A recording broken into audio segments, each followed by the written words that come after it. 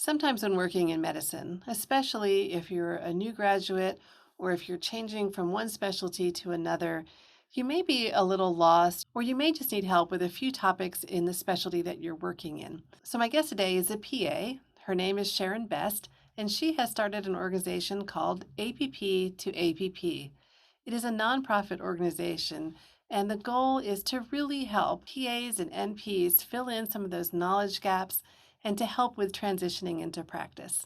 So stay tuned to learn more about this resource and what they have to offer that may help you in your practice.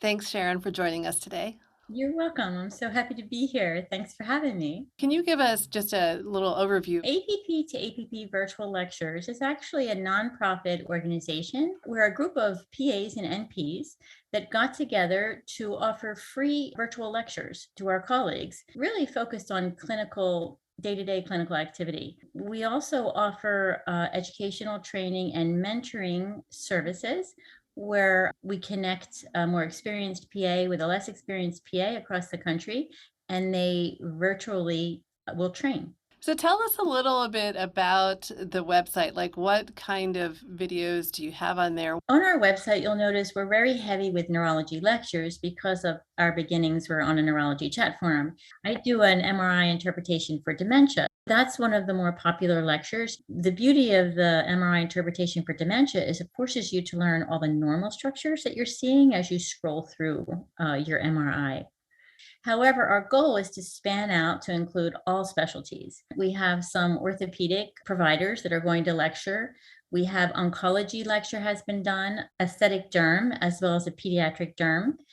Pediatrics is coming in, nephrology is coming in, cardiology is coming in, and I'm going to do some NAPRO, which is a very exclusive niche of OBGYNs. I generally say that we're sort of focused on helping PAs that are moving from one specialty to the next or just coming into the specialty because there's such a lack of training for new PAs that and it's not anyone's fault. It's just that it's the culture today.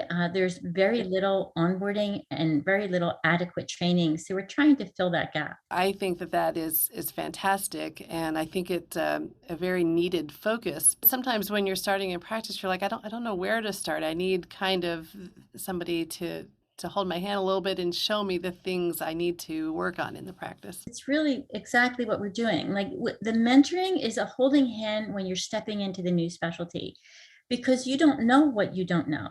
So the experienced PA, they know what you need to know to come in, and they'll propose a customized educational training plan that's unique to that one person. We have heard story after story. I'm an ICU nurse for a number of years in the hospital. I'm now graduating from NP school, and I'm going to work acute care, and they told me there's no training. Another true story is I was hired in family medicine. I met my physician once right out of school, and he never showed back up again. That's a true story. And another, I went from neurology to family medicine, and they told me because I was an experienced PA, I would get no training whatsoever. And the stories that we hear are unbelievable, and it's everywhere. I think it's really short-sighted nowadays of administration and different practices to not help develop the PA or the NP that comes to them, especially if they are coming into a new specialty or are a new grad, because that's going to make us unhappy in our jobs. You're going to feel like you're just drowning and you don't know if you're doing things right, and it just leads to a lot of frustration. And then they're going to have high turnover. So it seems so short-sighted to me that people are not doing better onboarding and working on developing the providers that they have already hired. I can say that academic centers are generally better because they're in a training mode. So they already have fellows and residents. Do they always slip the PA into that same type of mode? Not always, but sometimes they're at least getting more education and training. And the private practices, honestly, you can't really blame them because their back is so pushed against the wall to survive that that is what's taking away from their time. So it's not that the physicians don't want to train their PAs. Right. It's not a malicious intent at all. It just is happening because medicine has become something of a business. So when people come to the website of the organization, what can they expect to find there? We have a free lecture page, so that's probably a page that would get most of the views. And is where you can watch free lectures as much as you want, as many times as you want. We have 3 lectures that are CME lectures, but we found that it's not very popular and it isn't really helping us to even get operating costs. So we're not going to be offering CMEs after September. And then there's another webpage that's probably the most popular, which is the educational training and mentoring page. So that page allows the viewer to click into a Google form and we'll give you a free consultation. I will do a quick intake for 5 minutes, and then I will arrange a meeting between you and a prospective trainer. And there's no obligation at all. The trainer and you will meet for 30 minutes and you and her can dialogue about exactly what you need. And then she will create a custom package for you that meets your specific needs. And then she will generate a contract. And in that contract, you can accept or reject. So the free consultation is wonderful because it just gives you a good idea of what is there for you if you're interested. 4 or 5 sessions is what we're usually end up offering to people. The sessions are 1 hour each. We do have a charge for that. We do pay the trainers because obviously it's going to take them more time than just an hour lecture. It can be a 1-to-1, or if you have a friend, it can be a 2-to-1 session. You get a reduced rate. We also will offer sessions to groups. So we have one training session that we were asked to present a specific topic, a one-time topic, to an entire company. It's very diverse, it's very customized, and it's really built for exactly what you need. If somebody is struggling a little bit in their practice, not just on the medicine side, but on the actual practice side, trying to get through their charting or understanding billing and things like that, is that stuff that you help with, or is it more general? Yeah, we're not doing anything for billing yet, but the beauty of APP to APP is I have a constant stream of people reaching out and saying to me, I'll teach for you. Now, we have to do very little recruiting, and they're coming in from all specialties. So when they say to me, what do you want me to teach? I usually say, whatever floats your boat. You can teach whatever floats your boat. So I can show them which lectures are more popular. Generally, again, we think that we're helping the people who are changing specialties or new to a specialty. So I kind of let them know, what do you think your viewers would want to know if they were just coming into your specialty? There is so much CME out there.